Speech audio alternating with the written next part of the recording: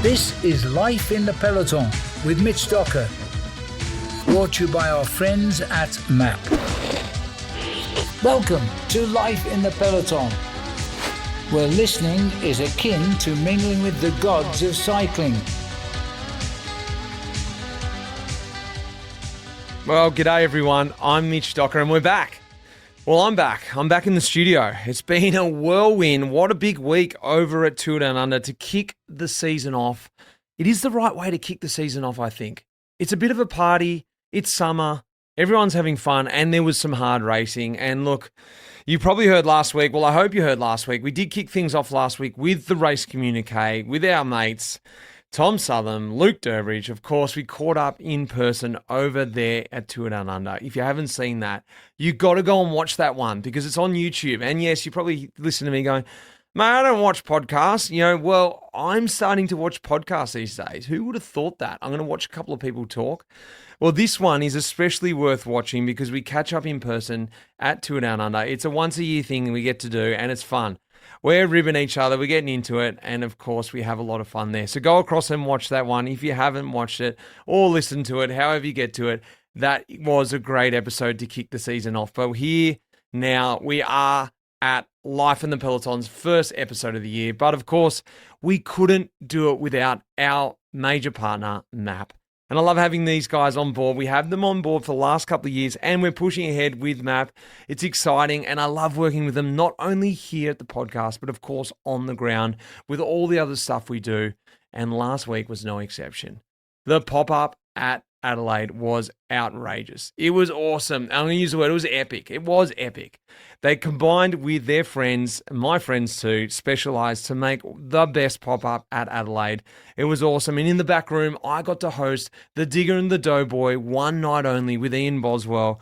That was a really cool night. We got some special guests in. We had Michael Kwiatkowski come in. We had Luke Lamperti. He was there too. Of course, Lawrence Pithy. We heard him on the pod last year. We got him in for the one night only. We had Matt Winston, the Brit, the DS at DSM, and of course, Luke Platt was there too. We got them on the Dernies. We raced them on the Dernies. They went deep. It was a great night. What a great night, but it was all made much better because of the location and the setup from MAP that they had at that pop-up. It was outrageous. If you were over there, you would have got to experience it too because they have a whole lot going on the whole week. They've got rides going out with hundreds of riders. Yet, I'm not exaggerating. Literally hundreds of riders, heading up into the Adelaide Hills every morning. It's really fun. You roll back into town. You get to absorb the atmosphere, have a cold one, watch some racing, and then get into the nighttime festivities.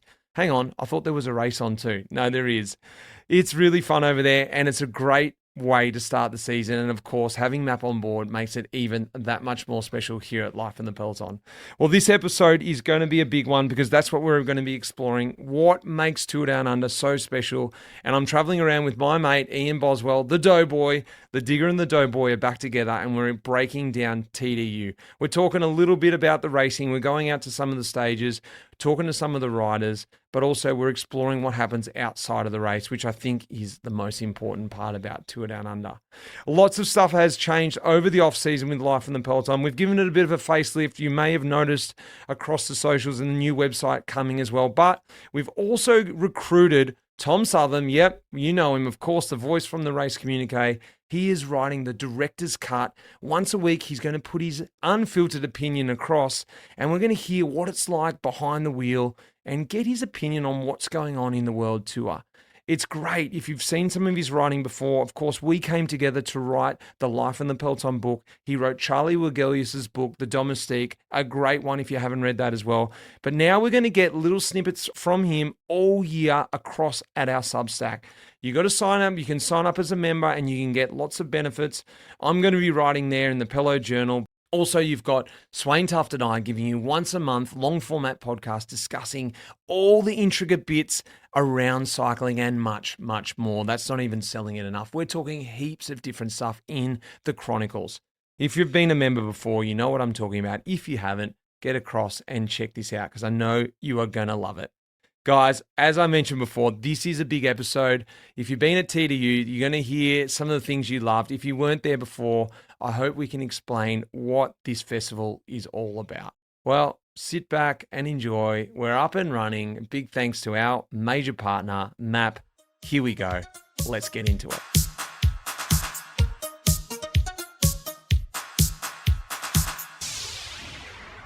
Well, Boz, I didn't think we'd be recording a pod out here in Australia together, but it's bloody good to be back together. The Digger and the Doughboy, we're back, aren't we? We are. It's great. We always seem to meet in nice climates, good weather, and some things have changed. Yet here we are.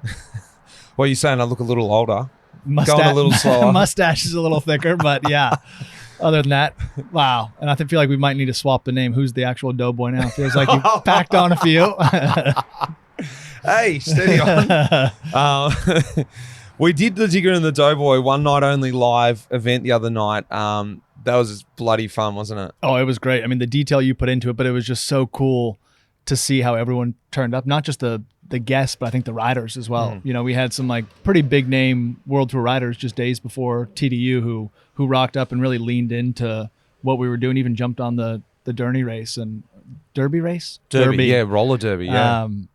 Yeah, it was cool to see them actually like let loose a little bit. It was great. I love that because I feel like the barriers don't get broken down that much, and it's really difficult to get these guys outside their normal sort of mantra of what they want to say to the press and things like that. And I felt like they came in with that guard up, but then were able to break it down. And definitely by the end, when we got, especially the first two guys, Luke Lamparty and Lawrence Pithy on the roller derby, Lamparty racing you, and then ultimately Pithy went back into his old track days and he did, put out a sub 1 minute kilo. Yeah, it was moving. No, it was good. It was just I've never been to TDU before, and I've always heard great things about it. And it really is everything that you hear. It's a huge event. There's like so much buzz here in Adelaide, but it's also relaxed. I feel like everyone's just here to enjoy riding their bikes.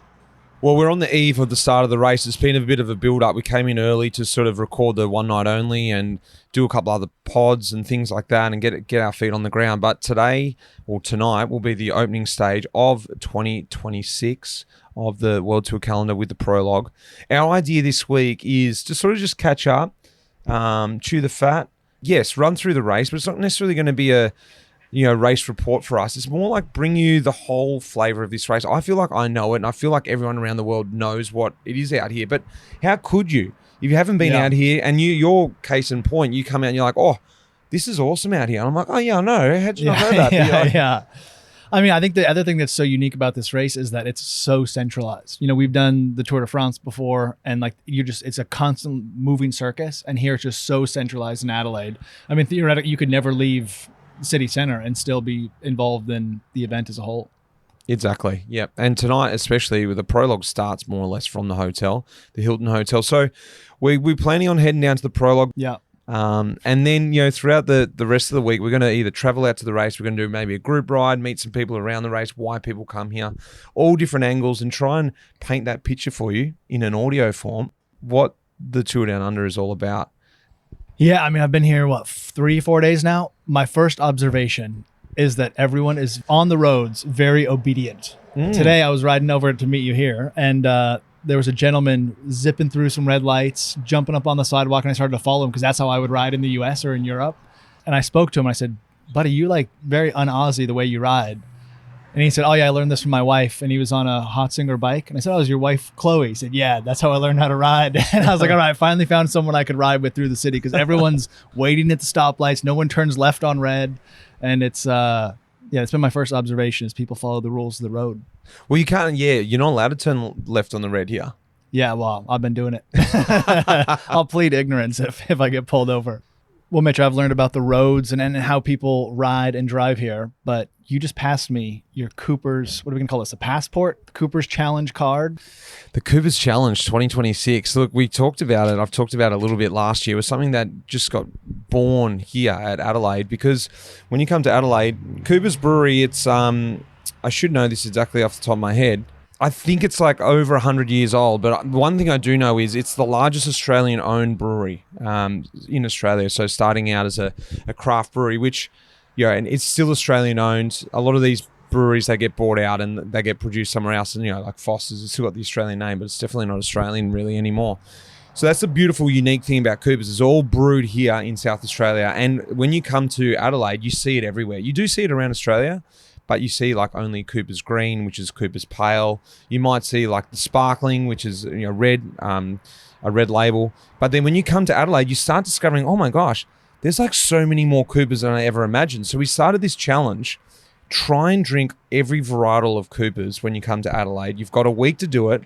The idea is we made these cards up. A mate of mine, Rob and I, we've got every varietal on there. Let's see how many. 1, 2, 3, 4, 5, 6, 7, 8, 9, 10, 11, 12, 13, 14, 15. There's 16 varietals in Adelaide at the moment. That at night. You could. But the way you want to do it is one beer in one pub. So you got to be really strategic about where you have your beer in that pub, because not every pub has all the beers. So you got to make sure that you go to the right pub for the right beer, if that makes sense. Some are pretty rare. Cooper's Green you can get at every pub. So you don't want to tick off a Cooper's Green at a pub that potentially only has Cooper's Vintage on tap. Yeah. You need to get the Vintage at that pub. So I'm looking at Mitch's passport here. You've got one, Mitch. We've had one day. I've got one. I'm going to have to up my cadence if I want to get it done by Saturday. Well, we are early in the week. The race is yet to start, and I think we can get through it. I've ticked the Cooper's draft off, and we should do a couple together this week. Well, one other thing we're going to be doing this week is, what did we learn from the Tour Down Under? Not just from the riders, but I guess about the race. This is going to be a broad question. Maybe nutrition, maybe some fun things, maybe some serious things, because you and I are kind of old hags at the sport now that things are evolving fast in the World Tour. I think, that's the idea, that we're out now, and what we used to know, what we used to think was the norm, isn't the norm anymore. And I think it's a little bit us learning it, but also helping everyone out there discover what's going to be new this year in the Peloton. It could be equipment, it could be the mentality. I've spoken to a couple of riders about some things, the way they prepare. We were talking about wages. It'd be nice to know how much these guys are getting paid now, because I feel like that's new. I'd love to be a pro now on the financial side. A lot more money than we did, yeah. But I think that'll be really interesting, and see what we can discover. And we're going to do a bit of a pit walk. We've got press passes. This is going to be pro. Yeah. No, so I'm looking forward to it. I mean, it feels like we've already done so much, and yet the race hasn't even begun. We're here having a coffee. You're going for a ride. I'm going to go home and have another sleep, and then meet you down at the start. Let's get it going.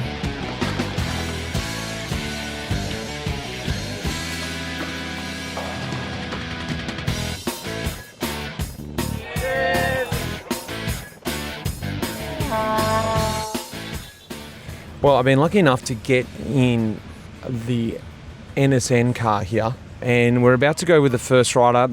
Who we got in the front here, boys? Introduce yourselves. Pat McCarty, Dallas, Texas.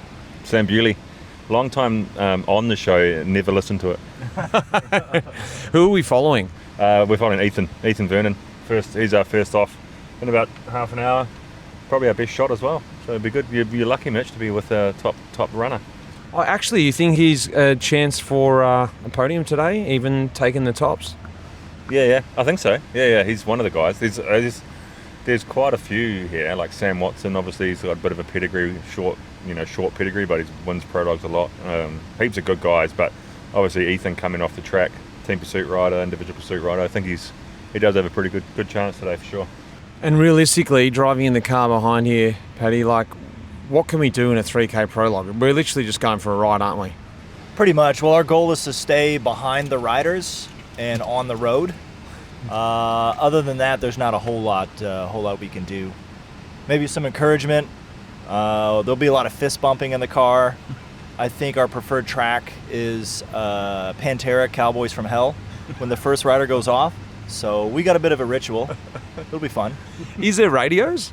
Yeah. Oh, so you're going to be doing come on, Venga. Well, how else are the guys going to listen to the Pantera? Yeah. I just assumed you had the old school speaker on the front bonnet. Yeah, the Matteo. Yeah. It would be good to bring the Matteo back. It would be. I was a big Matteo fan in terms of did you ever do it with the speaker on the front? No, I didn't. No, that was before my time. Well, actually, it wasn't really. They had it. Yeah, they would have, but I was lucky enough to be on a team that actually had more modern forms of communication.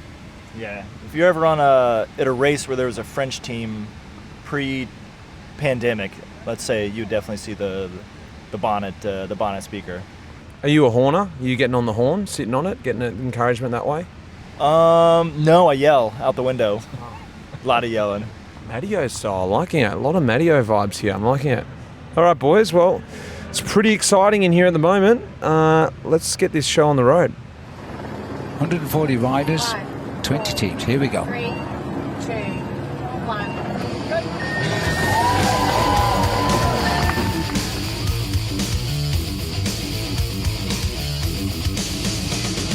I was just thinking then, I'm seeing the riders come past, guys. What's the vibe of the riders? It's the first race of the year. Like, we haven't had the Cancer Classic criterium to open their legs up and things like that. Are they nervous? Is there a bit of nerves around the hotel room? Or are they more just like, this would be good, just get a bit of a blowout? If you think about it, the prologue's a pretty violent way to start a season, eh? Everyone's always a little bit nervous or curious, I guess, like for the first race of the season, because there's no form guide. Guys have been training well, you get an idea of how you're going, but you haven't raced for a few months, so you don't know exactly how you're going. And the same with like the people you're racing against. You don't have a form guide of who's good. You look at a start list and go, this guy could win the race, but you don't know whether they've had a good winter or a bad winter.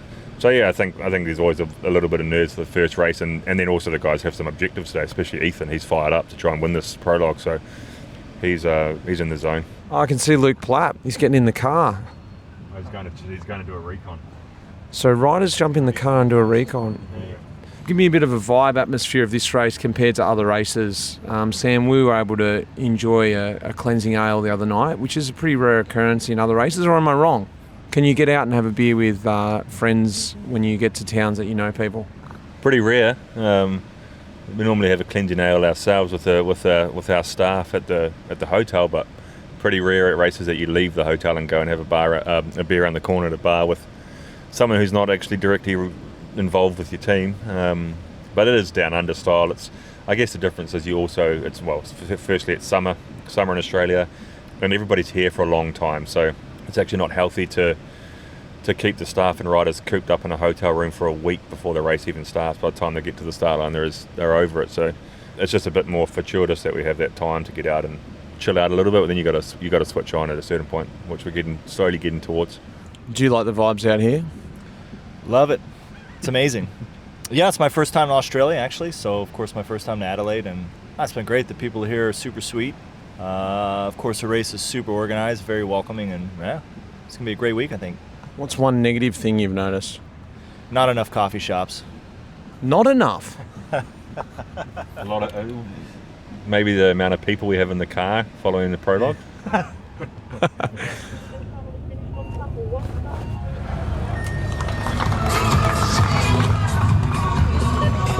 Ethan. Up to speed here, mate. Up to speed. 1 kilometre dead straight.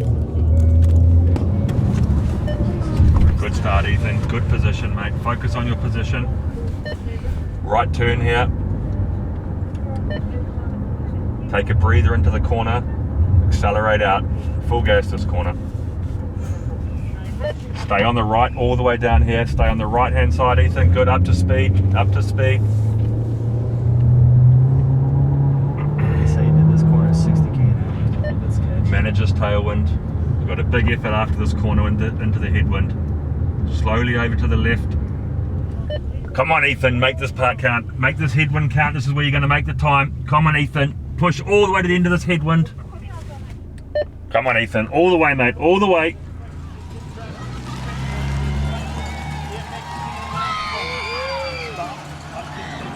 Mate, we're at 1K to go. How was your ride? It was good. It's quick.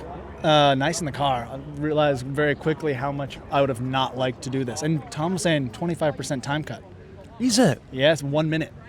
So Oh, that's if tight. you have a crash, you're out. But would they actually cut anyone? I don't think so, but you never know. No, but I mean, like, if you rode slow and you were 2 minutes down, would they cut you? I mean, commissaires these days, strict. Only 1 car convoy. Tom said that it's pretty strict down here. But is it down to the commissaire or is it down to the race organizer? I thought it was a race organizer. Maybe there's like a board. Yeah. Maybe there's a couple people. But yeah, we're just on this corner, 1K to go, waiting for a crash. I was People coming close. I was Some pedals. in the NSN car with Ethan Vernon, and it was quick, like you said, but it's funny how much you can't feel the pain from in the car. Yeah. And then it was only that I saw the speedo they were doing 65k an hour. I was like, oh, they're actually doing quick. Did you get the feeling of how fast it was, or you needed to see the speedo? I mean, in a car, it feels like a normal speed. There's some tight turns, 2K to go. There's also a nice tailwind. How would you have approached this if you were doing it? I mean, I don't think I would have done very well. I would have been just trying to not get time cut or crash. All right, well, the big question is what time's going to win it? We've got the fastest time at the moment is 4:17. You know who has it? No. Pithy. Lawrence Pithy. So I think coming off of his little roller derby the other night, he got his leg speed back up, and he's in the hot seat. So could I credit some of this to myself? I think so. I mean, I think you pushed him and probably, brought back his glory days of pursuit. Blew the cobwebs out. I love it. Oh, yeah. Oh, that's where we need to go. Okay, thank you. Wondering what we're doing. Because we're like, there's nothing for us to do here. Yeah. So head out, wait, let's open up the Okay, so we just got kicked out, Boz, didn't we? We did. There is an art to being a journalist. You just have to walk somewhere and pretend like you know someone and just flash your pass. The problem was we stood there for too long not doing anything. Yeah, we were watching Sam Watson's in the hot seat, probably one of the most embarrassing hot seats I've ever seen. He's in front of the entire VIP crowd in a big chair eating a bowl of rice. Yeah, the hot seat's normally, a bit of a... not that I can say I've been in the hot seat myself. Have you been in the hot seat? I was in the hot seat in a Giro time trial, actually. Did you go off first? No, it was actually good. I actually rolled Nibali in the time trial. What? By a minute and a half, and he won the Giro overall. What the hell? Yeah. What was it? Tell us the story there. How's that possible? It was a uphill time trial. Secret. We had a rest day the day before, and I had a beer that night. Slovenian Swanyer snuck me a beer. Next day, I think I might have gone top 10. And then two Russian guys, Filifarov and Vnufarov, went 1-2 from Russ Vela. I was a little suspicious. Oh, tailwind, I guess. Wow, that's great to hear, Boz. I lie. I have been in the hot seat, but I was there with my whole team. Team side trials. So, we've been ushered out of here, and we're going to go to the press zone and maybe search out a cold one. It's hard work here, isn't it? It is. My legs are feeling the sun. And actually, Fabian's around. The Spartacus. Let's look for him. Sorry, mate. I didn't recognise you in the bloody TT gear. How are you? Good, mate. How are you? Yeah, good. Well, first and foremost, congrats, buddy. National champ. Yeah, not bad. Don't feel like one right now. I felt pretty crap out there, but that's racing. You're not on your day every day, but not too bad of a ride, that one. Well, Pat, Eddy, tell us about that course. It was tailwind, it felt like. Look, it's so windy here, my hat's blowing off. Was the wind favourable or was it just too windy for it? Yeah, I just wanted it to be quick, and obviously in the tailwind it is, but then you do this U-turn here, and it's just so slow and hard, but did the best I could. So the form's obviously good from the national champs. Has it carried over to the TT? Have you got that? Are you riding on cloud 9, or is this reality? It just hurt.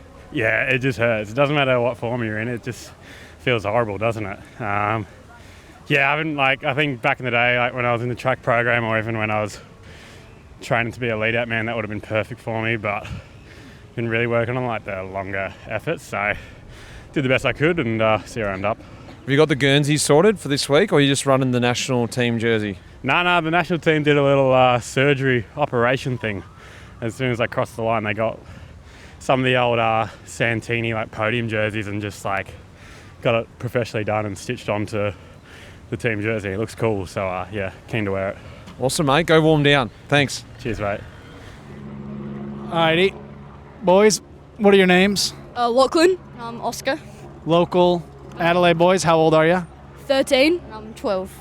And we're here at the finish on the racetrack. Sounds like you guys also do some racing of your own down here. Yeah, sometimes do school races and stuff, but yeah, it's cool. And what's it like to kind of be on home roads and watching some of the best riders rip around? It's really cool to see, in riding where we've rode. It's just pretty cool. And who's going to win this year's Tour Down Under? Hopefully UAE or Alpecin de Koenig.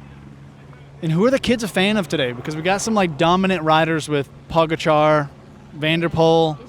But are you guys fans of the superstars, or are you more cheering for the underdog? Bit of both. Love to see Ben O'Connor here. He's legend. Some of the Aussies, really great to see him. yeah, it's good stuff. Just want the locals to do well, you know. All right, boys. Well, we'll let you get back to cheering. Thanks for the time. No worries. Have a good one. Kel O'Brien. All right, mate. How was it? It's windy out there. Did you set the world on fire? Oh, well, I've been pretty sick since Nationals, so I haven't really ridden my bike much in the last 10 days. I have no idea how I did, but yeah, it felt okay.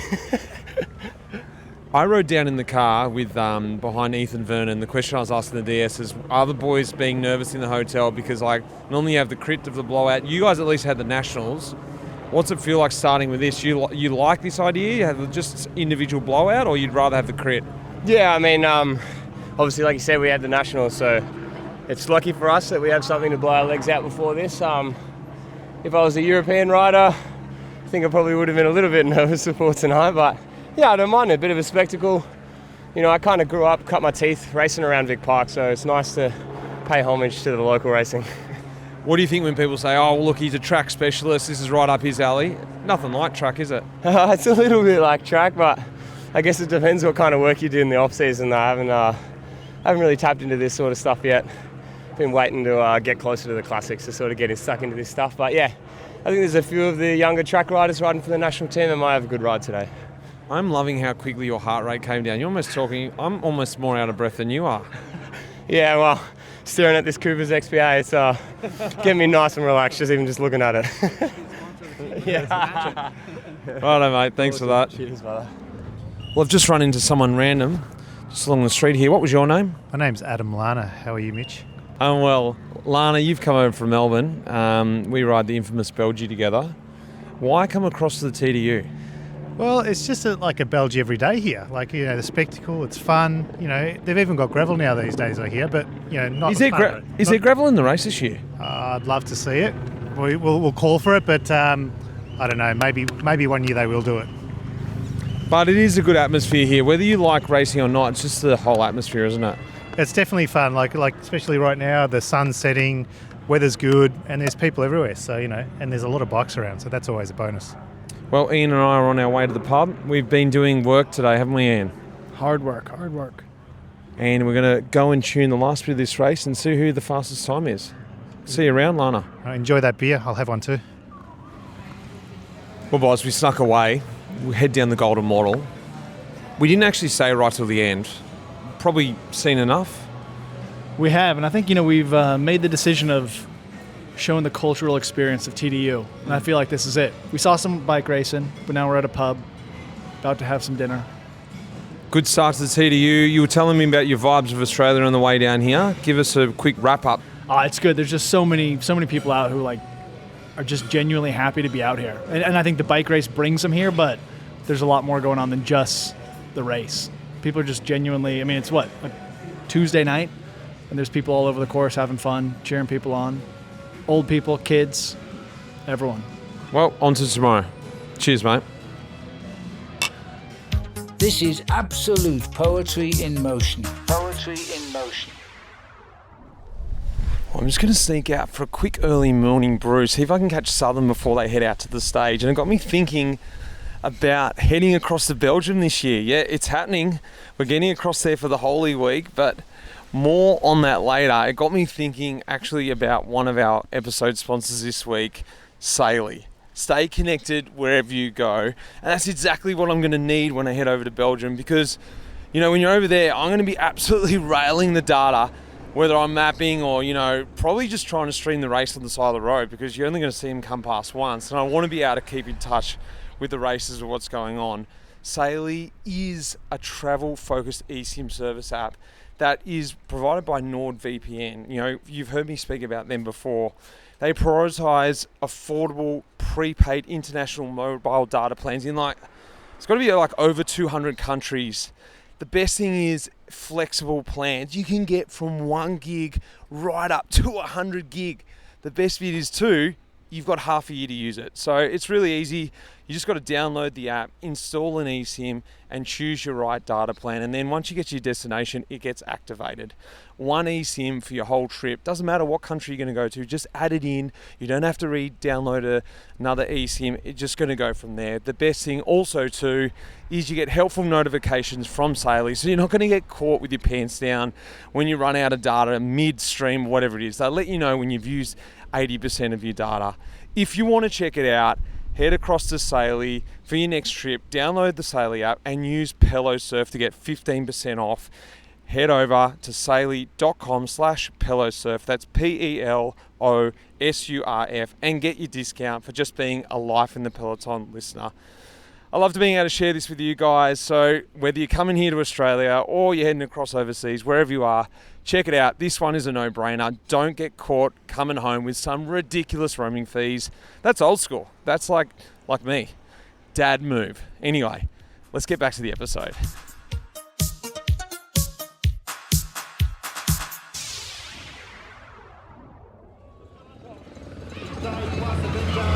Oh, here we go. Visma on the front. All right, well, I'm out here today. No Boz. We're out in Tanunda. I missed the start. My idea was to come out today, see the start, get some interviews, but I don't know what happened. I just had a full brain explosion, jumped in the car and realised, hang on, I'm not going to make the start. It's 1 hour before the start and I'm leaving Adelaide, which is a 1 hour drive to Tanunda.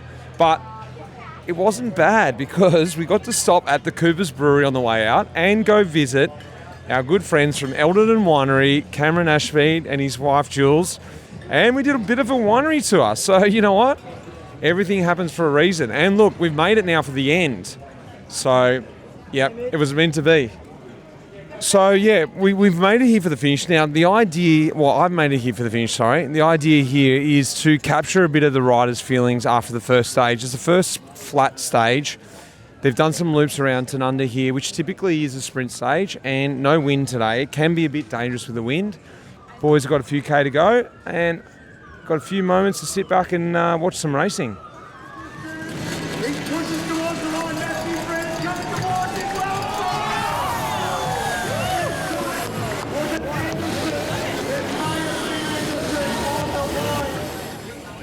Matt Brennan, that's it. Couple words. How was it, mate?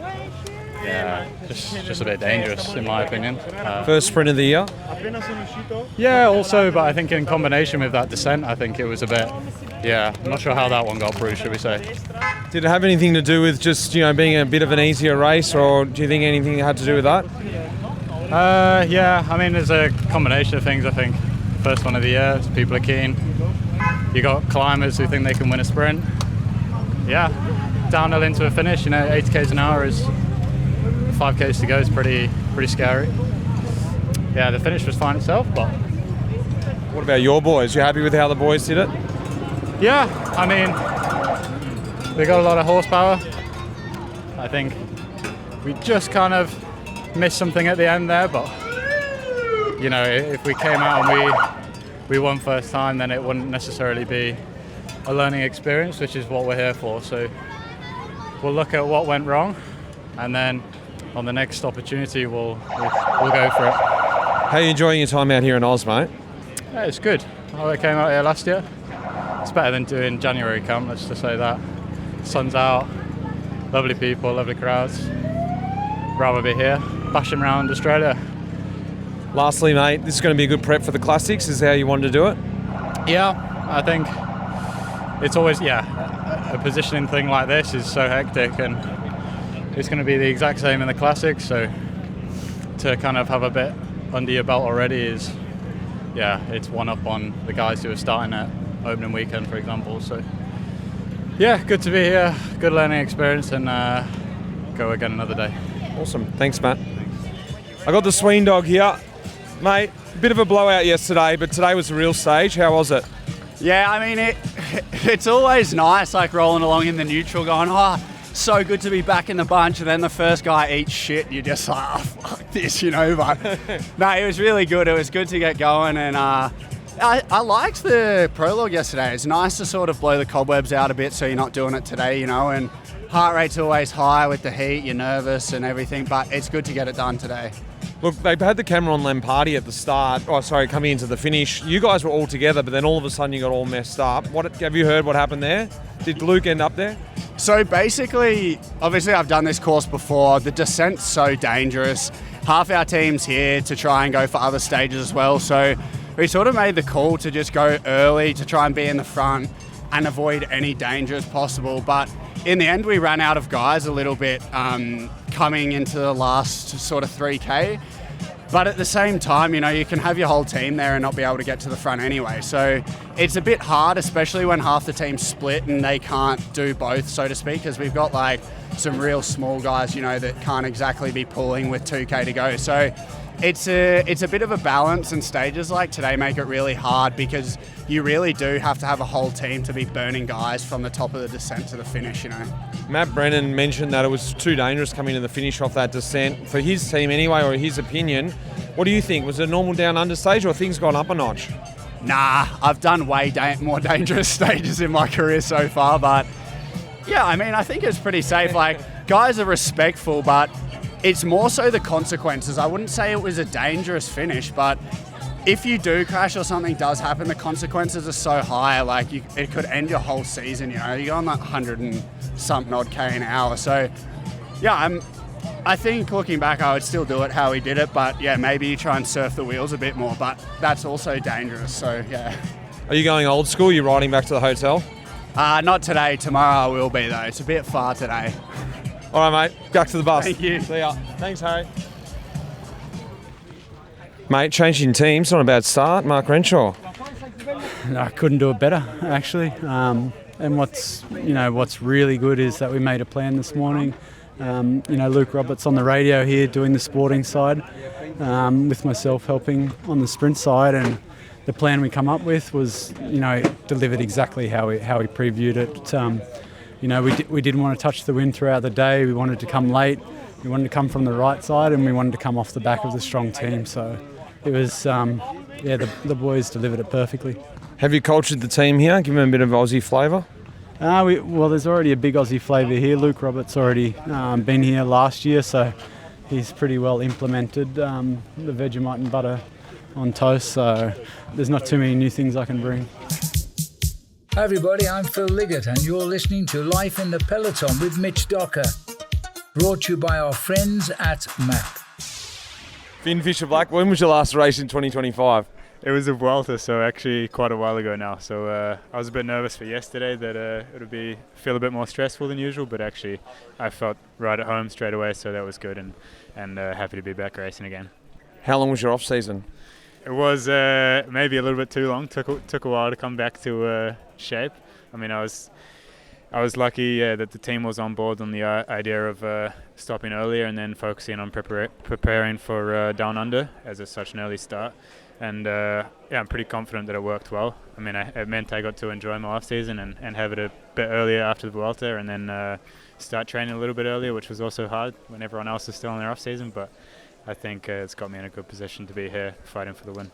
How long was it? Probably around 5 or 6 weeks. Oh, nice! Yeah. Like hearing that. Very good. It was a good bit of time. This race, you mentioned it. Some riders get sent here, forced here. You obviously was on the plan. Is that right? Yeah, definitely. I think every year it's getting harder and harder in here because people are realising it's one of the only World Tour races that us normal guys can actually try and win. So it's one I've had my eyes on ever since I turned pro, and to get a win here would be awesome. Who's the hottest new talent in the peloton this year? Ooh, I think actually Luke Tuckwell's going pretty well. Hot off the Baby Gero last year. It'd be interesting. I think he could do a good ride today on the corkscrew, and I'm keen to see how he goes this year as well, and to be teammates with him. Biggest loss from the peloton last year? Rafael Micah, absolute goat. All right, last question. Summarise TDU in one word. Nervous. Well, blast from the past. We've got Brown Eye here, the brown dog. Graham Brown, mate, synonymous with this race. So I've got some questions for the riders and see if I can adapt it to you. When was your last race? 2016. What was it?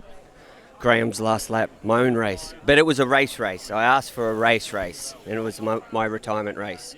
How long's your off-season been? How long was it normally?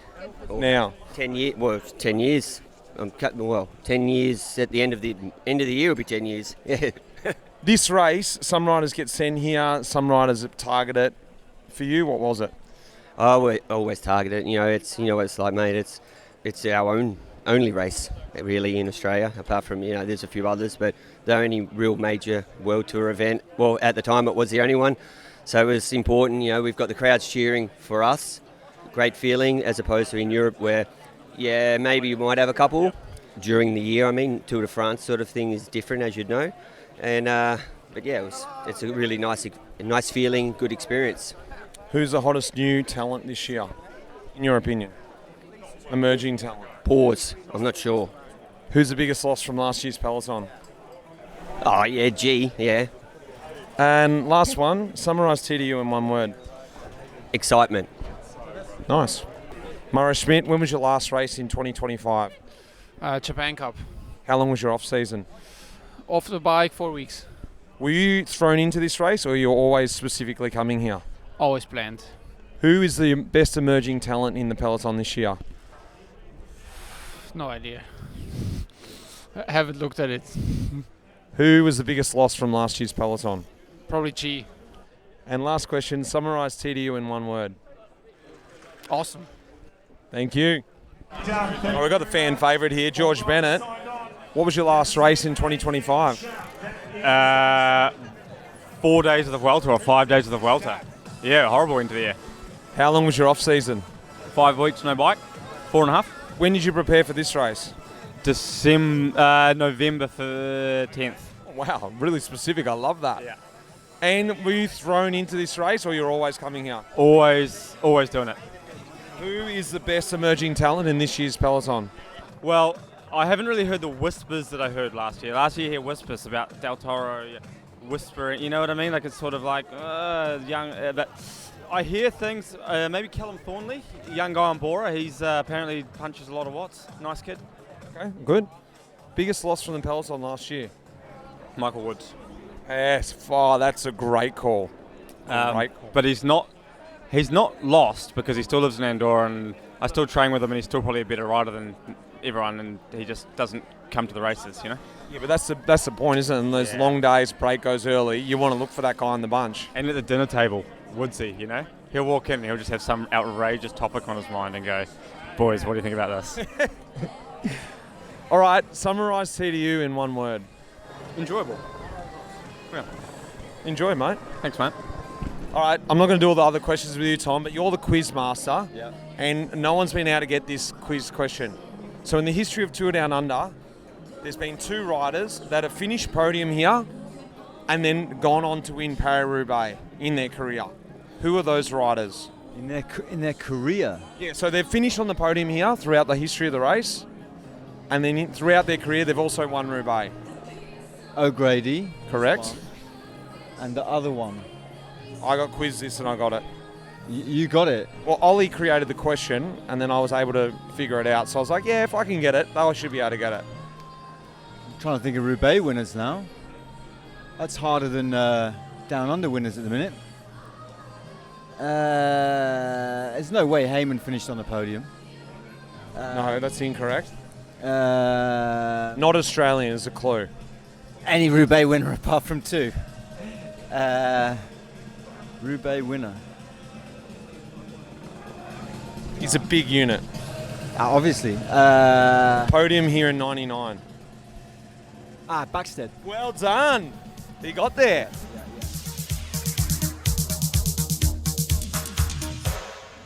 Boz, it's been a while. We've actually been pretty full on the first couple of days. And then we've almost had, I'd say almost, has it been 24 hours or more apart? It has. Time's going quick now. The first couple of days seemed like we had ample time to do everything we needed, and then quickly we're on the clock. At the moment, we're sitting in a parking lot on a curb recording because you're pretty beat. I'm eating some Chinese food. Yeah, maybe it's the hump day. Maybe after this, you start to see the end in sight. Yeah, it's not necessarily in a bad way, but just it's been busy with lots of fun things. And just squeezing it all in, today I had my bikes and beer ride, retro bikes and beer ride, which was fun. But before that, I went out to the side of the race and chatted with the riders, which was fun. And yesterday I went out to Tanunda and, went to the end of the race. So there's been a bit of that. There's been a bit of, let's say sponsor obligations, some of our partners we've been hanging out with, which has been fun. Going to I did the map ride yesterday. Cheekily, this is how much I'm riding my road bike at the moment, and everyone will be disappointed to hear this, but 10 minutes before the ride, I checked my gears. Dead. Been riding a lot. Absolutely dead as a doornail. And I was like, damn it, I'm dressed, I'm ready to go. I'm not missing this. So I went down. I had the 52-21. Not of all the gears, not the worst one to have. Not the worst. Yeah, especially if you're just in town. Yeah. And so we went up, as we went up the climb, we went up to, we went straight up Norton Summit. So it was great. Like, yeah. It was a little bit big sometimes, and they had the pace on.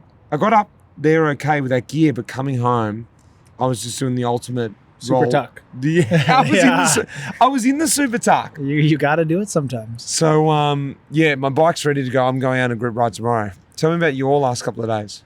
Oh goodness, it's all been happening. I did a little ride. Thinking yesterday I had a photo shoot with Rafa, and you know how photo shoots go. I mean, they're fun. There's some cool people to hang out with. Richie Port was there in Bardet, so some people I enjoyed catching up with. But photo shoots just take so long. You get there and it's just there's 10 people who are the production team, just all kind of standing around moving stuff, and looks like they're doing nothing. But eventually, I think I was out there from left here at 1:30, got back at 7:30 or 8 maybe. So it was a big day. And then this morning Richie Port did the corkscrew KOM challenge.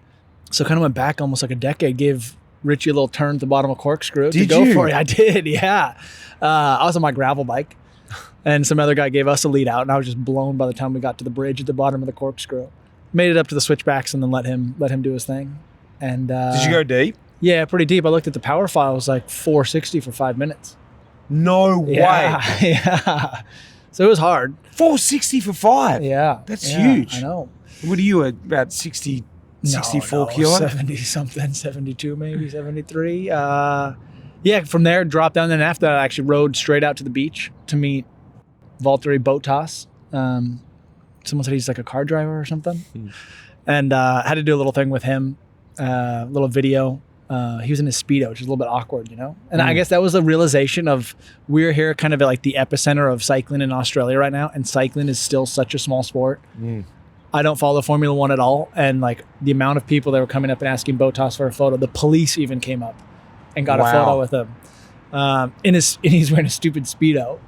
And on the flip side, Roman Bardet is walking around and no one's even noticing. Yeah, he's across the street right there, and I guess he is talking to some people. But yeah. So anyways, did that. Did a little ice cream hangout at the Wahoo booth and got some Chinese food. Did a couple other little sponsor things, and now I'm here. It's been busy. Just like the days, it's like nothing's that big of a commitment. But it's like an hour here, an hour there. It's consistent. I haven't been in a car since I arrived here. So it's just been walking a lot. So you're just kind of always, everything's central enough. You can kind of get everywhere just on foot or bike. I mean, it's been good. A lot of good coffees as well over the last 2 days. That's good to hear. All right. Let's talk quickly about the race before we get into what you've learned, what I've learned about the Peloton. But look, the race yesterday kicked off with the stage in Tanunda. And as I said, I was out there. It was a sprint stage. It was cool to be there around there. And, talk to the sprinters. Obviously, you've heard from them. I got a few records. But it's nice being out there again around the vibe and feeling the vibe. And actually, for me, being around the journos again, it's something that's feeling more familiar to me these days. More your friends than the riders, probably. Yeah. You know where to stand. You're talking to the staff. You're waiting that anticipation. Then you sort of make that rush to the buses, look for that interview. You hang around like a blowfly. Yep. Yeah, it was good to be back in the scene, I guess I could say. And then, look, this morning, this is what I love about Down Under, is there's no buses. Yeah. And easy access. It's easy access, and they can't get away from you. And even if they do, they close the car door, but you can see them straight through the window. So you there's just tap on the window. not even tinted windows. Yeah. You're like, open it up. Yeah. And you get the interviews you want. It's pretty cool. Actually, if anything, it was a bit annoying because I saw a lot of people I knew then. I was there to get interviews, and I was sort of wasting time talking to old friends. So it was cool this morning to be down at the start as they headed up Norton Summit, and yeah, look, a pretty hard stage today. Yeah. I mean, I think that's one of the things you kind of alluded to it, like you're just always running into people here. I mean, I think whether you're like a former rider or even just someone who works in the industry, or, you know, the amount of people I've met from Melbourne, seems like half the people in Adelaide are from Melbourne. But you run into people all over the place. And that's like a really cool part about it. It really is such like a gathering point of cycling. Really hard stage today. I did the corkscrew. Yep. I mean, we were going to talk about what's kind of new in this year's cycling, but it's kind of what's old, isn't it? UAE it just still amazes me that first race of the year, the team that everyone knows is probably the best team here, just not just wins, 1-2. That's a big hit out, a long way to go, and really just kind of, I mean, the race isn't over, but some serious domination. What did you think about the gift victory to Jay Vine? Do you think that was, necessary? Does that sort of tell what they're doing this year? Is that maybe handing over the reins to Jay Vine? There was a bit of talk about Jay Vine that last year was a bit disgruntled about, his summer in Australia. Whether that was a direct having a go at, Navarez or the team or whatever. I'm only speculating that he potentially would have liked to have gone for it. And when I saw that today, I thought, maybe it's like his turn. I mean, it's hard to say. It could be the case where Narvaez feels like he's actually riding better, and he's like, "Hey, you know what? I'm going to give you the stage, but come Wollonga, like, see you, buddy." But at least could that be possible? Like Vine, he was goes moving. uphill, all right. Yeah.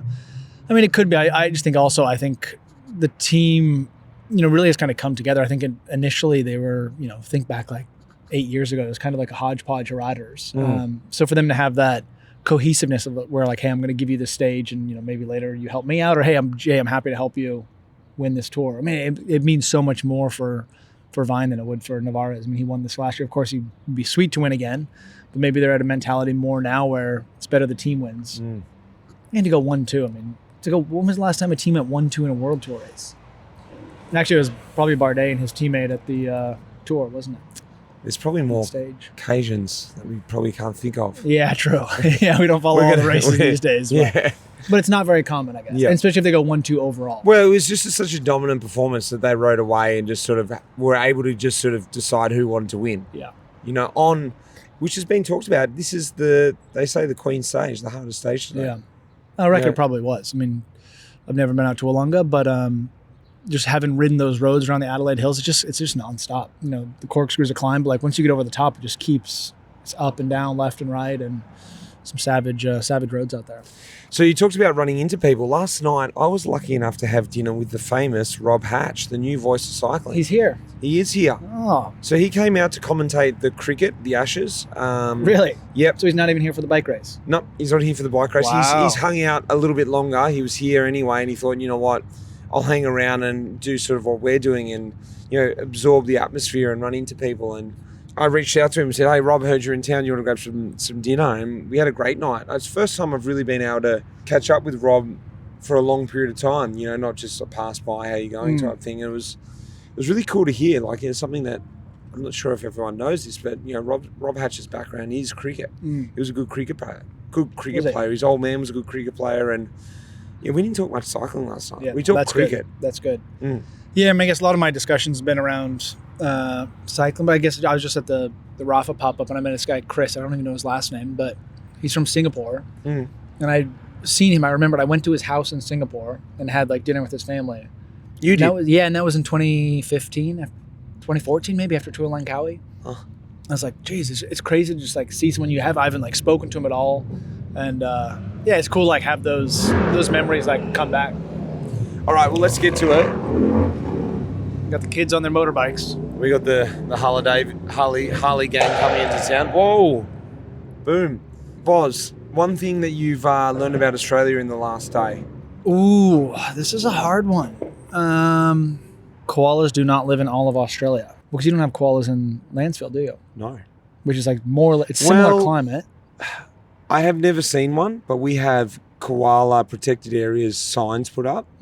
But I'm like, well, I've never seen a koala here. Yeah. But koalas are pretty common here in Adelaide. A lot of them. Yeah. Have you seen one? I've seen a couple. Have you? Yeah.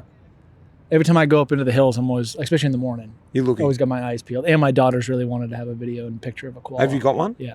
Yeah, nice. They're cute little things. Second question is, what have we learnt about the Pro Peloton? I guess I went to dinner last night with Richie and Bardet, and I think you and I spoke about this, how much money riders are making. Yeah. That's something that's really amazes me, what average riders are making. I mean, even Bardet said like when he was Neo Pro, was like making pretty much minimum. And now he said juniors are signing like 3-year contracts starting at like 150. Yeah. Which is probably more than you and I ever made in the World Tour. And that's a really good point, because we were discussing this last night off air, or night before, whenever it was. Yeah. And we also talked about this, that the pricing wage, and look, you can't necessarily be bitter about it, because it's great for the riders It's actually now. great. Yeah. You think about it, you know how much these guys are committing. And I always had this approach too. If you found out someone was earning more than you, or you found out someone was earning good money, you go, you know what, good for that guy. Yeah. He's actually schooled the system. Yeah. At least one of us is getting paid yeah. well. Yeah, and there's also, oftentimes if someone is on a big contract, they feel that pressure of being on a big contract. Yeah, there's also another angle to it. Yeah. Last question, Mitch. Where are you at with the Cooper's Challenge? You got your passport? Yeah, I do. You put me into another question on that. You put me into the WhatsApp group as you find this passport. You're asking people for money to participate. What's that money go towards? To pay for these. For the paper? Yeah. So people got to pay for the... How much? It's $2.50. Per piece? Yeah. Okay. It's waterproof paper. Oh, is that what it is? Yep. Ah, okay. Well, fair enough, but still, it's probably the most expensive piece of paper I've ever held. I am just over halfway. So there's 16 total, and I've got 1, 2, 3, 4, 5, 6, 7. There you go. 8 left. I'm exactly halfway. I've got 2 down.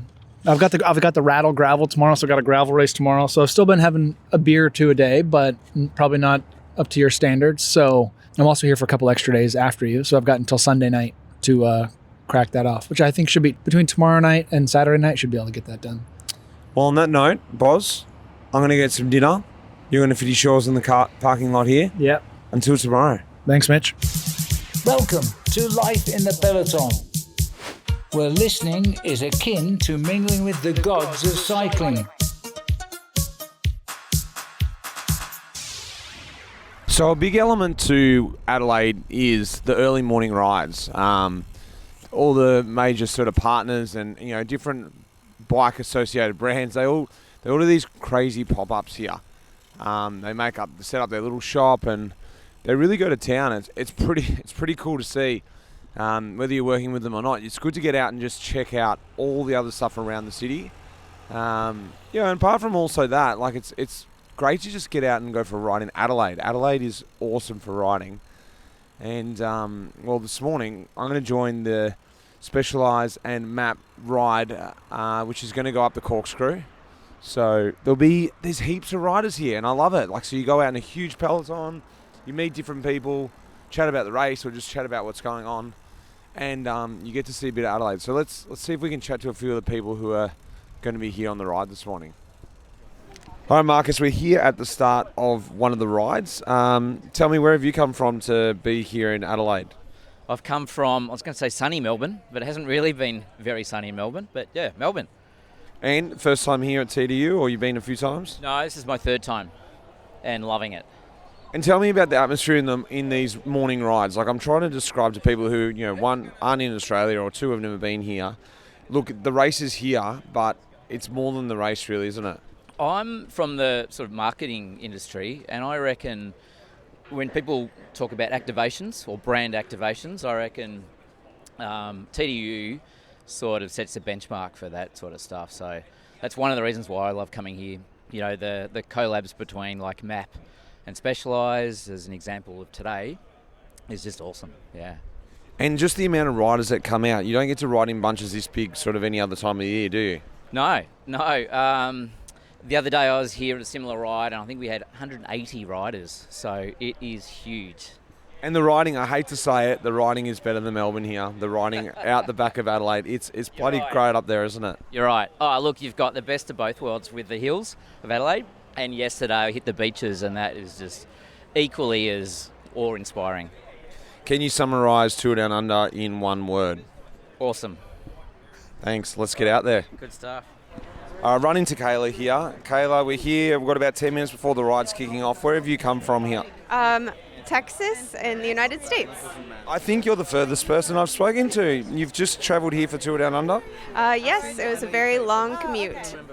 Fantastic. And so far, first time here?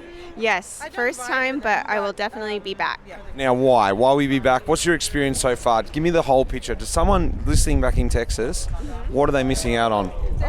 Well, it's not often that you get to descend on the left side of the road. It's very confusing when you hear a car coming, but it's so beautiful. There are kangaroos. I've seen some koalas.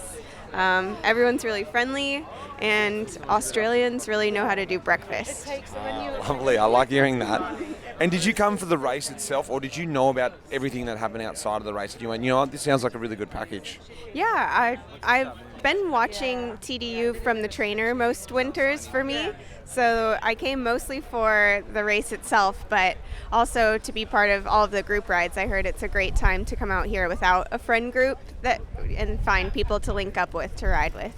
Explain the group rides to everyone who has never been here. There's still gathering people here. We've still got 10 minutes and there's probably already about 100 people here now. They're big rides, but somehow they work, don't they? Yeah, they managed to split it up really well by pace group and have regroup points.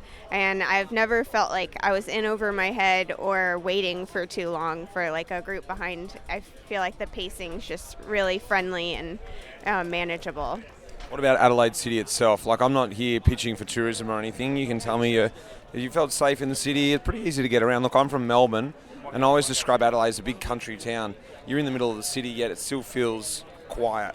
Yeah, well, if you're from the U.S., I guess Austin, Texas is the sister city to Adelaide, and it feels really similar from that standpoint of like there's a big city center, but then you can go out and have a bunch of variety of different rides from outside of the city, and you can find coffee you can find more coffee stops than you need on any ride. It's so far.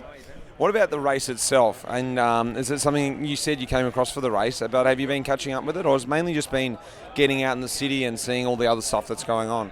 Well, I came for the women's race, so I mostly watched that one. I went out to one of the stages and cheered them on. I like that a few of the circuits or the races end in a circuit, so it's better for spectating. You're not out there for just like one quick flyby and then trying to get home. You get to actually see the cyclists a couple of times and cheer on whoever's your favorite. Can you describe Tour Down Under in one word? Friendly. That's really I've not had so many people be so kind and welcoming. So friendly. Awesome. Let's go. Yeah.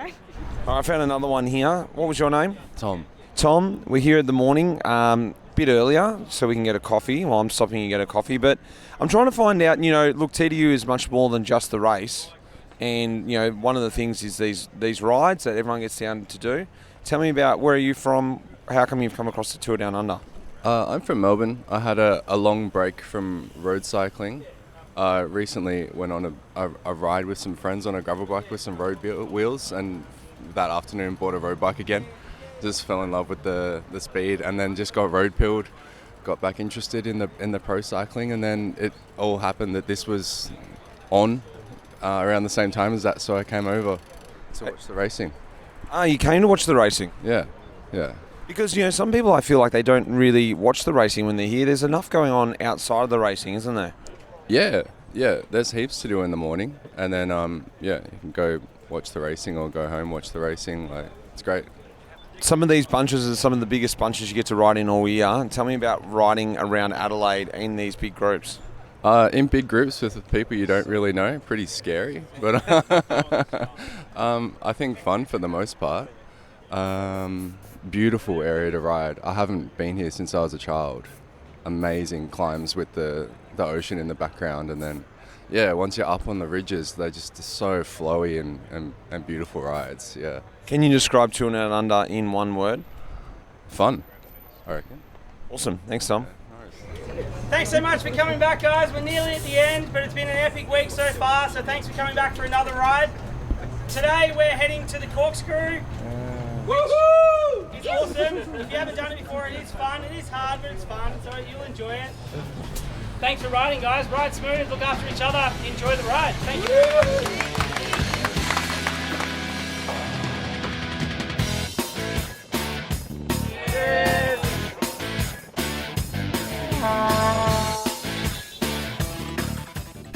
Well, I'm just over halfway at the corkscrew. Oh, wow, got dropped.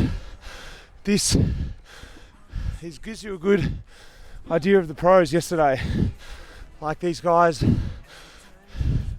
they made this climb look relatively easy, and yeah, it's not.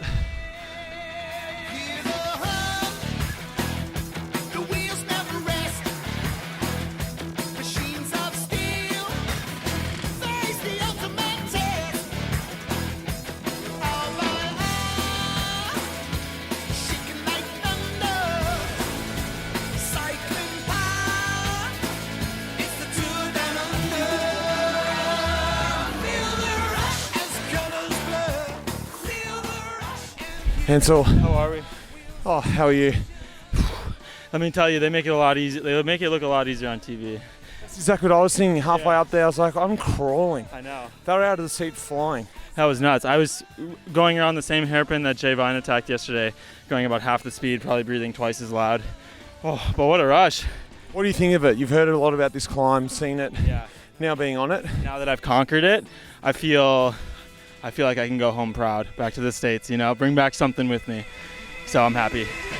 And you shouldn't stop. All right, here we go. We've got the great Stuart O'Grady here. Question is, I'll go straight to it. There's been 2 riders in the history of this race that have finished on the podium in the GC, and later on in their career, they went to win Paris-Roubaix.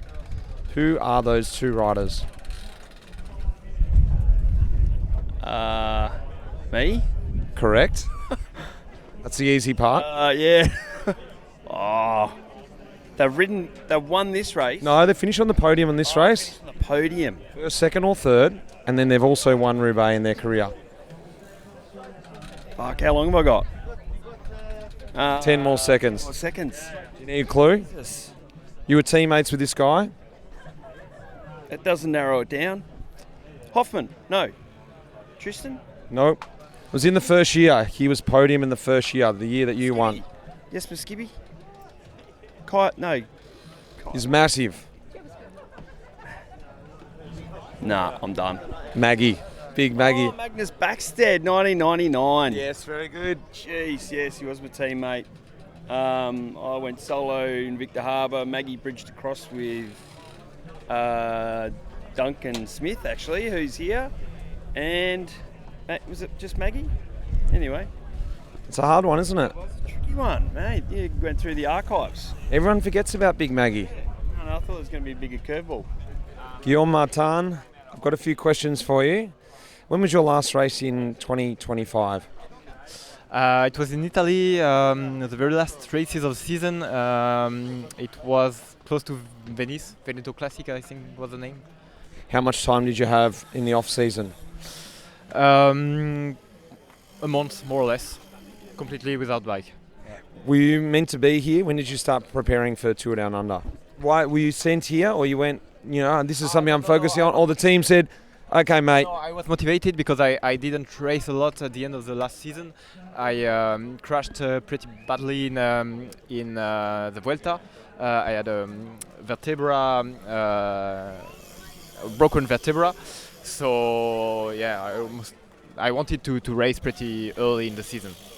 Who's the hottest new talent in the peloton this year? There are so many new talents. It's hard to pick one. Say someone from FDG. We have a New Zealand guy, Lewis Bauer, who is super good in sprinting and super motivated here in Australia. So hopefully you will see him today.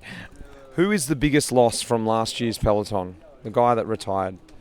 I raced a couple of years with Anthony Perez as teammate in Cofidis, and he's also a really good friend. So I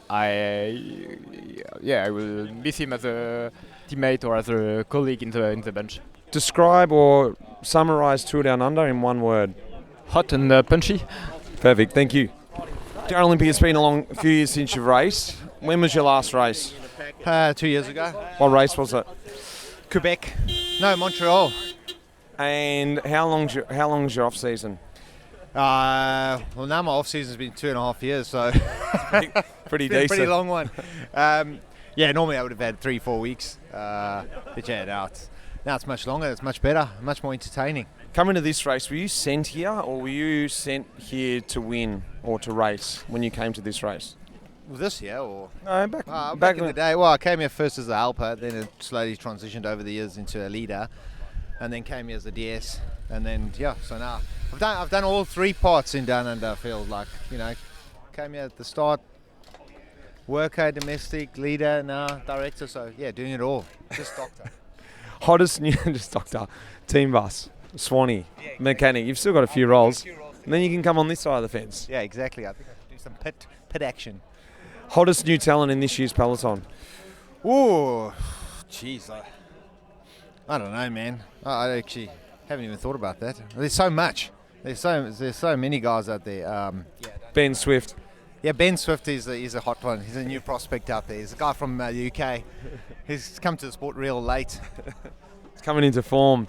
Tell me, who's the biggest loss from last year's peloton? Geez, now I'm thinking of the good guys that are retired. Oh, Michael Hepburn.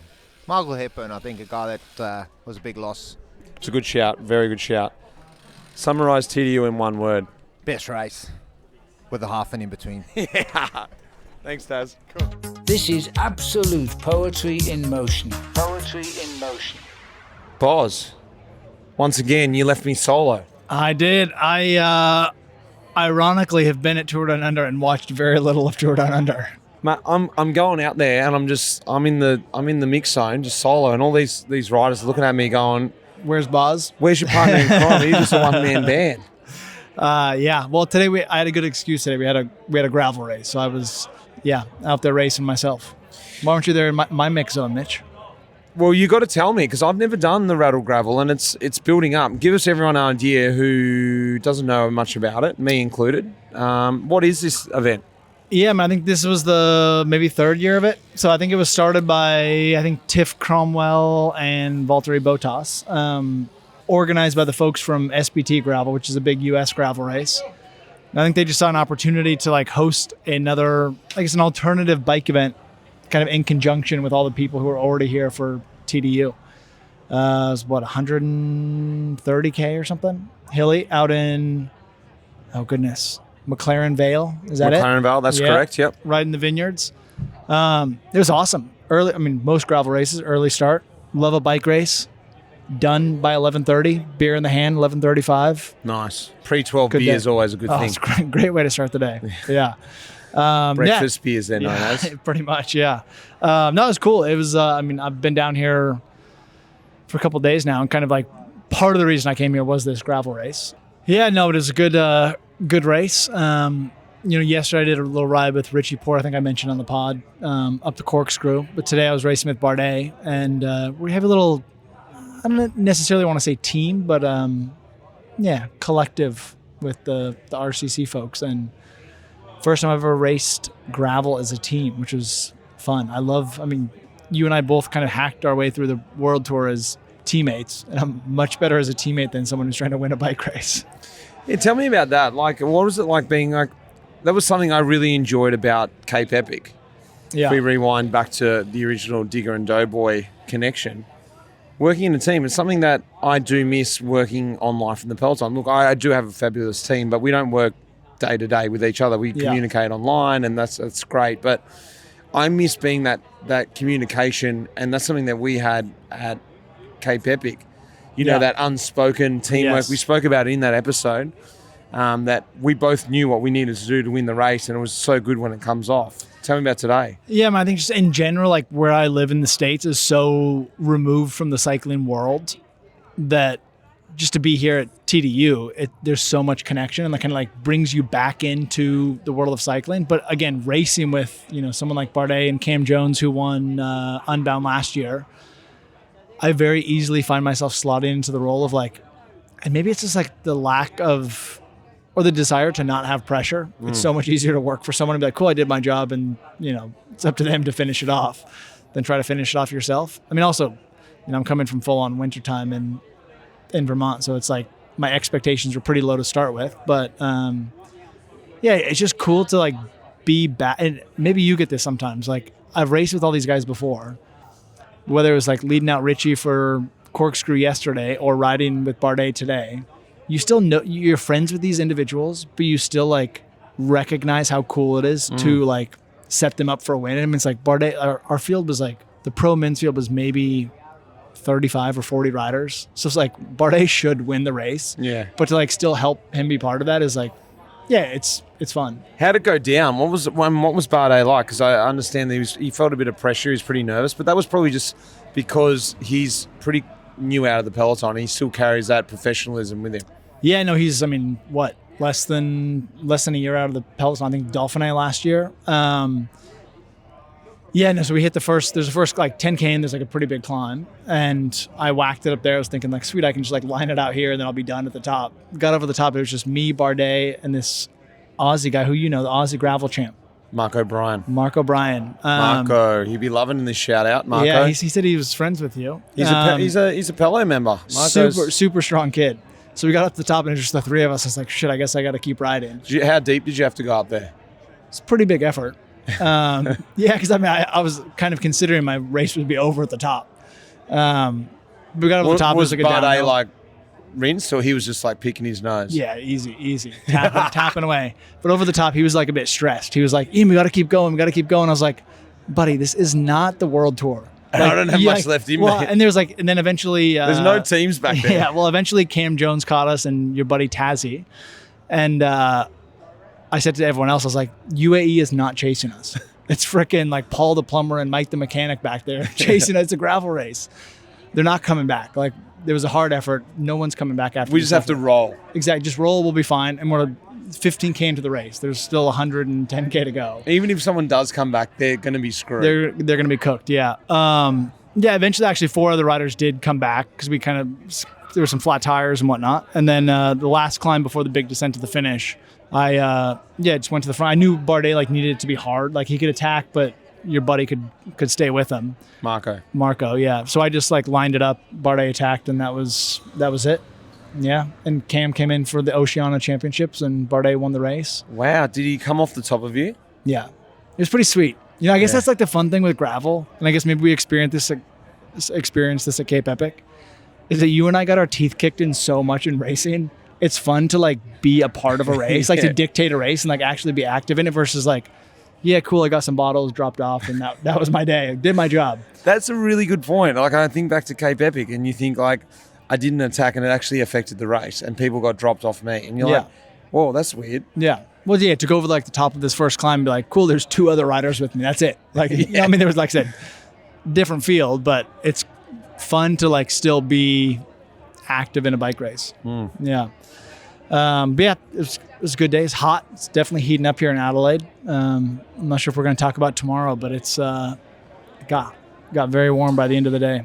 It is, and your sort of experience, and it doesn't happen as much over here in Adelaide, but definitely Melbourne, they talk about 4 seasons in one day, and you're experiencing that, different to say Spain and maybe, south of France where you were living, that, once it comes to the summer period, late June, early July, you sort of strap yourself in. Yeah. And you're in for 2.5 months of consistent hot weather. Yeah. Whereas here, as you saw the other day, it dropped down to whatever it was, 25, 23 degrees. Yeah. And we're back up cooking it tomorrow. But look, I was out at the race today. I went to the start. I thought, you know what? It'd be good to get some... I chatted to a few riders yesterday, but I'd like to ask a few more riders a question. The thing I'm struggling with at the moment, it's a good thing. I go to the start, I go behind the barriers and I walk through the cars and I have this idea I'm going to get 10 riders and all this stuff. And I see there's Daryl Impey. I haven't seen him for ages. Yatesy. I was chatting to Adam Yates today. I'll chat to him for a bit. And then I'm like, you're not recording any of it. And I'm like, I'm not recording it because they're old mates. And the last thing I want to do is just go, as soon as I see them, I haven't seen them in a year or 2 years or whatever. Can I just get a recording from you? And my whole hour slips by and I'm like, I've actually only got a couple of recordings. And it's great for me, but it's bad for you guys listening because you're like, why didn't you record any of this? Yeah. So it was cool down there. cool. It was not cool as in temperature, but it was cool to be down there to see all the riders. Yeah. What do you hear about today's stage? This is the day, I think when we spoke pre-race and at the live podcast we did, you had mentioned this might be a grippy stage. Could be unpredictable, but wound up just being a straight-up sprint day. Well, yes and no. Like, I think it did, but when you look at the sprint and the lead-out from Ineos, that shows you how tough it was because, they came from behind. Yeah. And they put, Wellsford in the position and he rode away with it, showing that he's actually in better form than everyone's been alluding to. Yeah.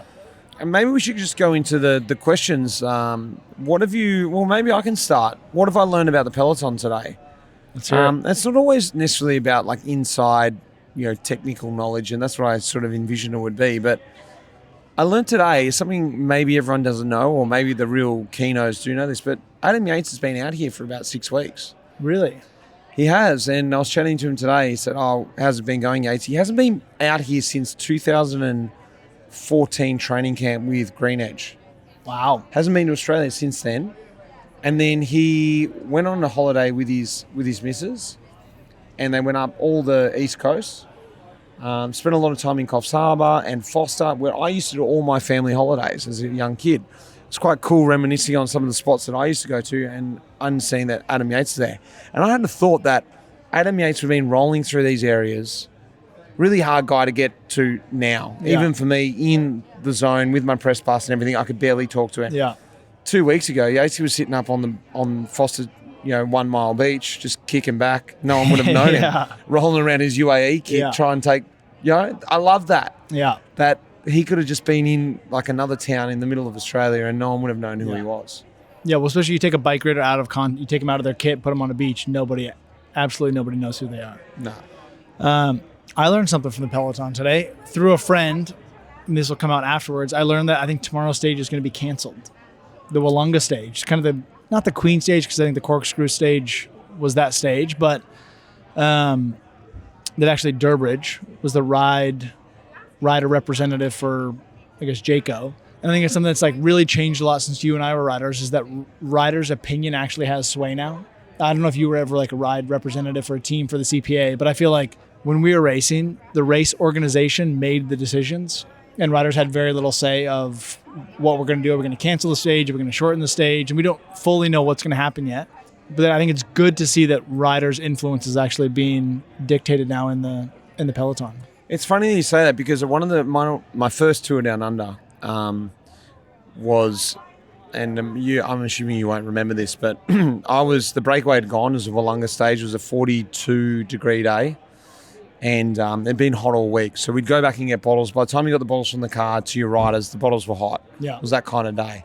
And my job was continuing to get bottles. I was in Uni SA. I was in United Water, a really small mixed team. And so I was in the bunch and the break had gone and Matt Lloyd, KOM winner of the Giro later on in his career with Lotto, he came up to me. I said to Lloydie, should we go across this break? Look, long story short, Lloydie and I and another rider rode across the front break. And on this descent, Lloydie actually overheated and we'll put the link in. He fainted on the descent and crashed. Full on passed out. Passed out. Jeez. To do with the effort getting across the break and also to do with the heat. Yeah. It was like 42 degrees. So the point of the story is times have changed. Back then it was almost like how crazy and who could handle the heat and that sort of thing. So I'm always a bit old school. I'm like, you know what, race in the conditions. Yeah. Because I'm not a rider now. And you always want to watch the race and see what happens. What else, Mitch, on today's stage? Well, or what other questions do we have? I think the question for you is, what did you learn about Australia? Ooh, I learned that a couple things today. One, Australia was really the birthplace of the bushfire. We've got a lot of fires in the U.S. now, especially out west, but I feel like these have been happening in Australia a long time. Today we rode through a little burn, and I feel like this has been a common occurrence here for a long time, just given the heat, the wind, how dry it can get, especially in this part of Australia. But yeah, I also realized that Australia, and I think I mentioned this earlier with the road crossings, the Australian government has a lot of authority. I think that was the ultimate decision of why tomorrow's stage is going to be canceled, so that the government came in and said it's too dangerous. The riders had an influence. I'm sure the organizers had an opinion, but that the government said that the risk of forest fires is too high. We're not having the stage tomorrow. which is, I mean, I don't think the Tour would ever do that. I mean, I guess a couple years ago when Bernal won with that landslide, they had to cancel the stage because the road was blocked. But, you know, you could have horrible weather for Roubaix or Flanders. The race is still happening. All right, well, Boz, that's enough for today. I'm around here with you getting a cold beer, and tomorrow you might join me in the mix zone or running through the buses and actually get the use of your press pass that I worked so hardly to get you. For the moment, all my press pass has been used for is going to the Hilton to get some Gatorades on my way through town. There is one more question, Mitch, and double question. Cooper's Challenge, how's it going? Oh yeah, of course. I'm struggling. Look, I've only got 5 to go. I went out solo today, solo searching, and I ticked off a couple more hard ones. So I got the aged sparkling. I still need to get the aged stout, and there's a pub just close to here where we are that I might go up and get it. And then I've got to get it sparkling and a couple others. But yeah, I don't know if I can do it. I'm out of here tomorrow, so unless I want to drive home drunk, might have to finish a couple short. And last thing, waterproof paper.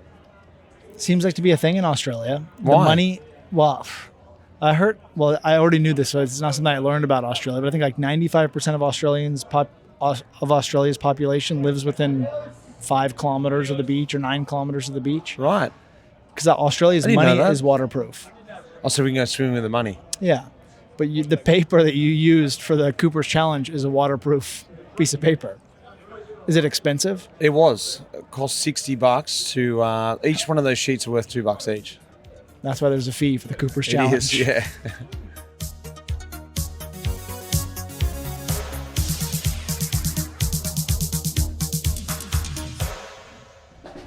Well, I've run into an old teammate, Caleb Ewan.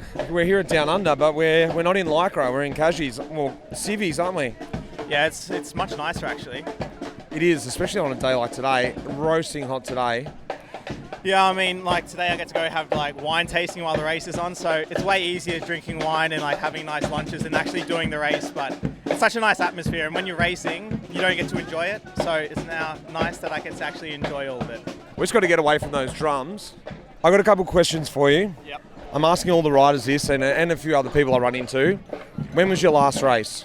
Actual race, what race was it and when was it?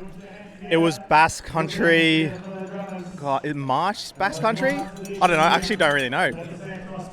How long is your off season been? Well, my off season's been about 9 months now. It's been good. Coming here in Australia, were you sent here or did you always target this race? No, I think as an Australian, you always target it because you always want to do well in front of a home crowd. So I was always sent here, but I always wanted to do well here as well. Who's the best, the hottest new talent that you reckon is on the scene now? I don't necessarily need to be Neo-Pro, but who do you think is a new talent? I think Matt Brennan, new sprinter, Neo-Pro last year, had an amazing season. He's here down under. Hasn't won yet, but I think today could be the day for him. So he looks like he's going to be a really good sprinter. So it'll be interesting to follow his career. Who's the biggest loss from last year's peloton? Michael Hepburn. Yeah, it's a good call. Someone else said that before too. Lastly, can you summarise Tour Down Under in one word? Hot. Very appropriate for today. Durbo, couldn't not get a little chat with you before the start. Mate, you've stepped up. You're the rider representative. You've got a big weight on your shoulders. Yes, I do actually. Yeah. So I said yes to it, thinking there would nothing go wrong, and then next minute we've got stage cancellations. I have been a few races, Mitch. Thank you very much. But no, it's more just someone to sit on the meetings, just to represent the riders and just say, pretty much at the end of the day, it's not up to us. It's up to the race organisers about what we're going to do. And we're upset we're not racing Wollonga, but that's the way it is. Are you upset though? Cook it up in the crosswinds. I see this is a nice little tactical move here. I'm sniffing it out. Well, I think, maybe personally it could be good that it's no Wollonga, but I think in general for our team it's probably not great. We're not doing Wollonga. Did you feel pressure to make the decision? No, like I said, it wasn't my decision in the end. We went in and Stewie said, this is what we propose. It's too dangerous to go up Wollonga.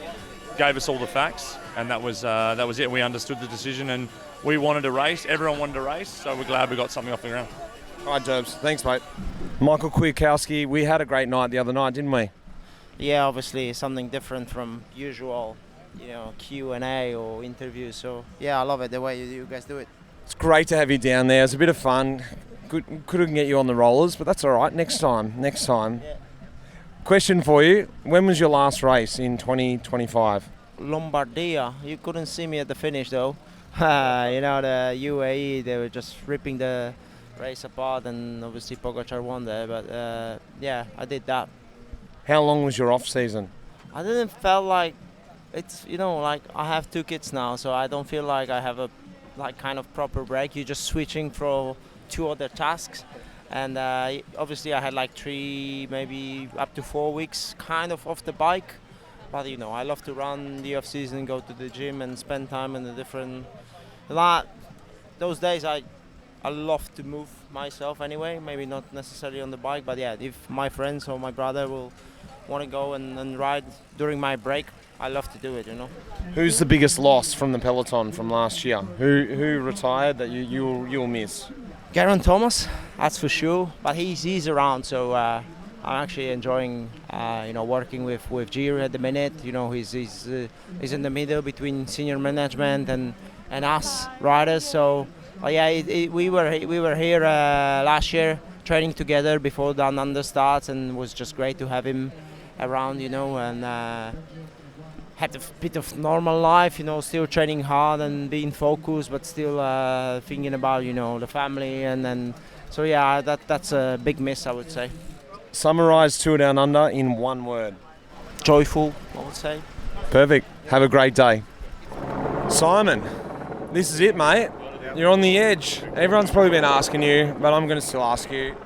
Second last race, Down Under. It's good to get a typical hot Down Under too. Mate, what's happening? How are the emotions?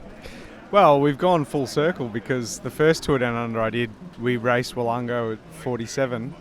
I told that story yesterday with Lloydie. Yeah, and Lloydie crashed on the descent. So I still have that as a vivid memory, and it's good to see how far the sport's come now where we can intervene in extreme conditions like today. So soft, I would say. Yeah, soft until you got a number up. Then you appreciate it's going to be hot today. So no, I think they made a good call, and even for the spectators, it's to be standing on Wollonga all day at 42s, it's not ideal. So it's a risk to them as well. But yeah, no, I'm enjoying it. I love bike racing, so just making the most of it, trying to appreciate it's the last one and enjoy it while I'm here. I don't know if you've got these feelings, but I remember when I was doing some of my last races, it'd be like a Bing Bang tour, and things went inside wind, and I was just getting pushed into the gutter, and I was able to sort of cheekily smile and laugh. I was like, I'm never going to have to do this again. I'm actually going to enjoy riding in the gutter at 65 k an hour, and I was able to see the light in really crap stuff. Yeah, I appreciate that. Yeah, you see guys pushing around, and you think, yeah, at least I don't have to do this part of pro cycling for very much longer. So yeah, but I love it, so it's all good. Last race, I've got a couple of questions for you, but last race next weekend, Cadel Evans, and anything in your mind? Do you want to go out with a bang? Any race plans you want to allude to? I'm actually expecting a pretty hard race. I don't think many people realise that most years we only have about 12 teams at Cadels and a 90 rider field, and the UCI have changed the rules and now made races like Cadel Evans race compulsory. So the whole peloton from Tour Down Under is going to Geelong for the first time ever, and I think that will make for a pretty hard final race. For you on the last race, have you got anything in the back of your mind that you sort of, have a success? I sort of had this idea, my last race was being Roubaix. I've got to get to the velodrome and I'm going to go around. I had this sort of picture in my mind, and it didn't happen like that. Yet, I always believe everything happens for a reason. What are you thinking, coming down that straight into Geelong? What are you thinking? Have you envisioned anything, the way you want to finish it? I mean, I think I picked an easier race than Roubaix to finish on, so hopefully I can get to the end. No. Famous last words. But no, look, I'm not really thinking about how it's going to end. I'm still here to do a job and to be a professional and race with my teammates, and I want to help the team get the best result possible next Sunday, and then wherever I roll in is where I roll in. Well, mate, enjoy the last one. Thanks very much. Well, that's it. That's another down under for me. I'm about to cruise back, and the Wollonga stage has been shortened, which is the right move. Gone are the days where they were out there baking in the sun.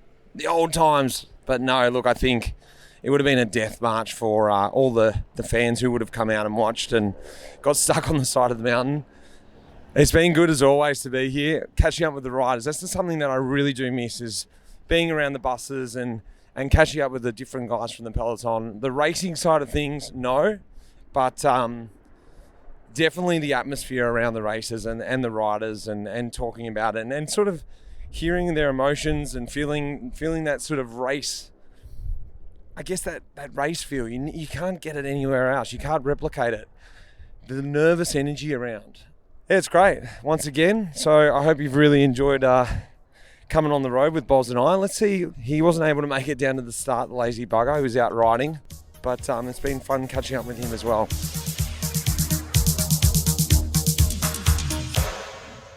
This episode is made possible by our major partner, MAP, our episode sponsor, Saley, and Red Bricks Media, who are instrumental in piecing these episodes together. We have a massive season ahead, so here we go.